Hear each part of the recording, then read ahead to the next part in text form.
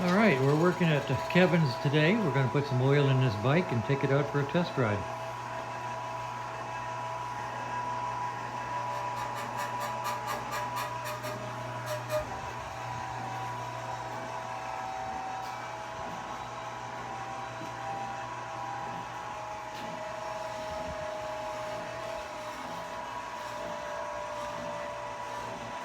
It is so nice having an electric lift. As it worked out that a friend of ours heard about an estate sale, and a guy was a really good mechanic, bike mechanic, and he passed away. And we went out to look at the estate sale, and they had this nice electric lift, of which Handy no longer makes. So Kevin and I both have really nice electric lifts.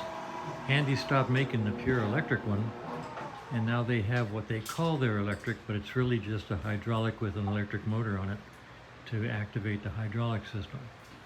These electric lifts are worth their weight in gold, and actually every now and then we think, I think the guy would be pleased that his lift is being used every day for what it's intended for, and it's sort of a good feeling.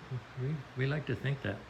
I've got tools at my house that friends have given me, and every time I pick them up, I think about my friend. And I've got 2 or 3 tools that I got from a friend of mine who passed away, and every time I use those tools, I think about him. It's kind of neat that they sort of live on. Okay, this is a good example of last minute checkout before you test ride a bike. We just put in, topped off the oil. He's fully ready. The bike is ready, and what we do here at this point is check to make sure that the clutch is releasing. What we do is pull the clutch all the way in and kick the bike over, and it should break free and go easy. And as you'll see, it's not. That clutch is locked up tighter than a drum. It's just not releasing. And we've already kicked on it, both of us have kicked on it 6 or 8 times. And what Kevin just did is basically for demo for the video. It's tighter than a drum. So at this point, we're going to take the primary cover off and take a look in there and clean up those clutch plates and try and decide what to do. So, no test ride right now. Well, let's see what we see. All right, so we've got the primary off. The clutch pull is very difficult. It's really, really hard. I mean, you've got to have a really good biceps. So let's take a look at the action is good. Look at that clearance. Yeah. Oh, lots of clearance. The adjustment's close. I like them flush, but that's good. I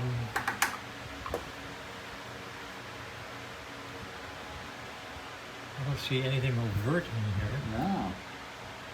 Okay, so we're going to pull these plates out and take a look at them. That's all we can do. Now, normally and frankly, my policy, and Kevin is adopting it, is that once you take a primary apart to check a clutch, you put in all new clutch plates. Because the labor to take it apart, check it, clean them, put them back together, and then find out that you didn't do anything, is the exact same labor to take them apart, replace them with all new parts. And what did that adjustment feel like? Yeah, what was your clearance on that? I have no idea.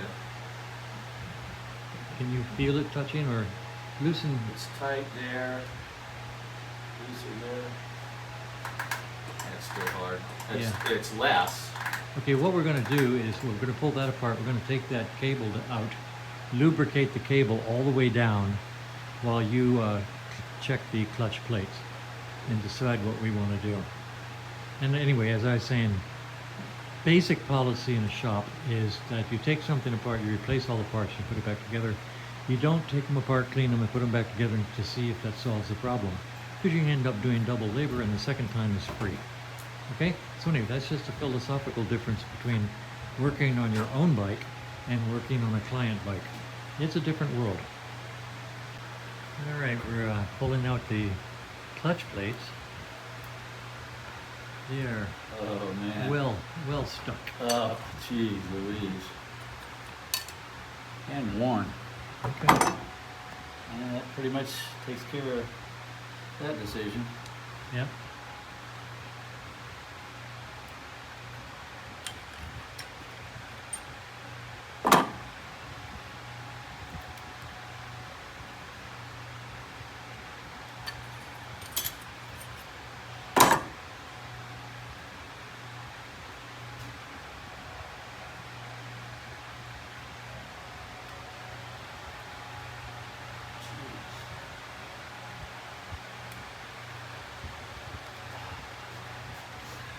That's not good.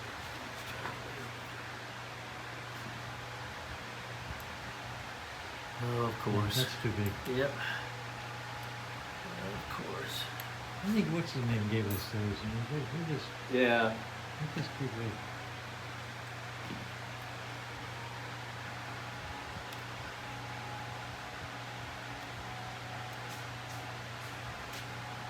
The trouble is it's stuck. Hold on. Right behind it. There we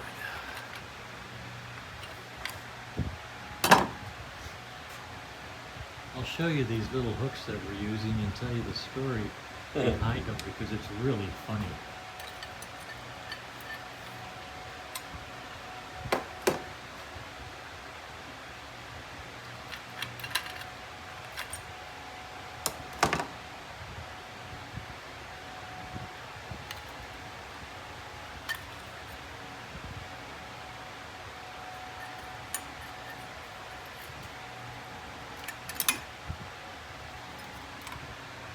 All the way in? Oh, got one more. Got one more.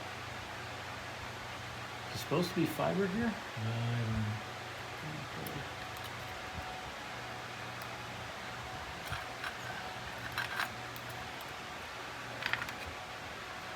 One more metal one in there.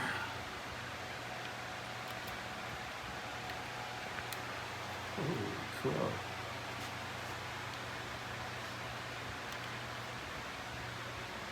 Oh, look at the. Yeah, go ahead. I'll Uh-huh. show you the hammering on that clutch. Oh, I know. I was looking at that. That's really bad. Yep. Okay, it came free.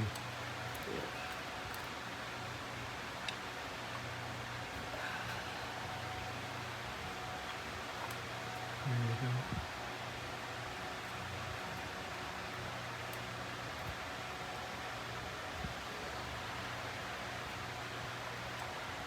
Don't fight me every step of the way. It is.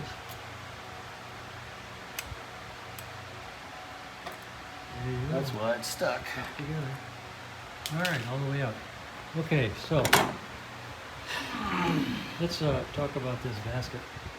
Look at the hammering in these grooves.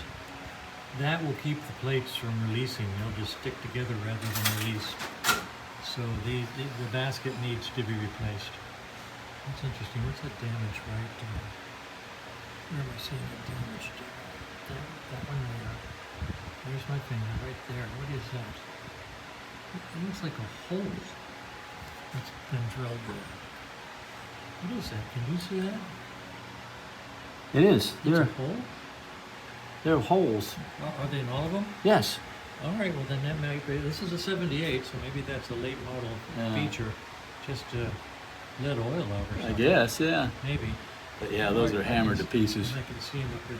Yeah, they're badly hammered. Well, it's interesting, the outer ones almost always get hammered. The inner ones are basically okay. So he needs a new clutch basket. Yep. And all new clutch plates. Yep. And let's just look at these, see how badly they get them. Actually, they're not hammered as bad as I expected. We're going to replace them anyway. Yeah. But usually, these guys are hammered into the point where they actually look like H's. You can see a little bit of hammering on this one. If I hold it just like that, the ends get hammered out and they end up looking like H's. So yeah, these are hammered also. So anyway, arbitrarily, we're going to replace the plates, the basket, And I don't like those springs because I think somebody might have put heavy duty springs in there. Yep. And that's why it was so hard to pull. Because the clutch cable itself and the clutch lever itself are free, totally free. So, new basket, new clutch plates, new springs, and we'll put it back together after you get back. Oh, tell them about this. Oh yeah, let's talk about these interesting tools. I'm gonna lay these down here and show them to you. These are for pulling clutch plates out. And what they are is very thin, flat wires. And when I would take walks around my neighborhood walking the dog, I would find these things laying on the ground. These wires. And I just started picking them up and taking them home and sticking them in a drawer because I thought, wow, they're cool. I wonder what they are. And every now and then I'd find another one. I found one just the other day. It took me forever to suddenly realize that these are whiskers out of street sweeper brushes. And as they sweep the street, they lose these whiskers. So basically, if they're really hard steel, really, really hard steel, and what I did is I put them in the vise, heated them with a torch, and tapped the end over, making tiny, tiny hooks out of them. And they are wonderful for pulling clutch plates out of bikes. So anyway, that's just another special tool that came about. Basically because of serendipity. I found these in the street and I made them into little hooks, and they work really, really well. So that's the way it is here in Lake Kevinland, where all the women are staggeringly beautiful, all the men really, really weird, and the children, well, we just don't even acknowledge the children. Anyway, that's how it is. We're done for the day, aren't we? That's it. Nothing else to do. We got no test ride today. We got a clutch taken apart and parts to be ordered. I go to Colorado tomorrow, so stay tuned next month. Yeah, it's going to be a while. And I'm going to go home and, I don't know, maybe put the green bike up on the lift. I don't know. And look what I just happen to have. 1978 T140 springs. I'll be darned. Yeah, God knows why I have them, but I got them. I'll be darned. So we got springs, rot chair. Good. All right. That's it. That's it. See you in a month from here. See me from my house probably tomorrow. Okay, we're done.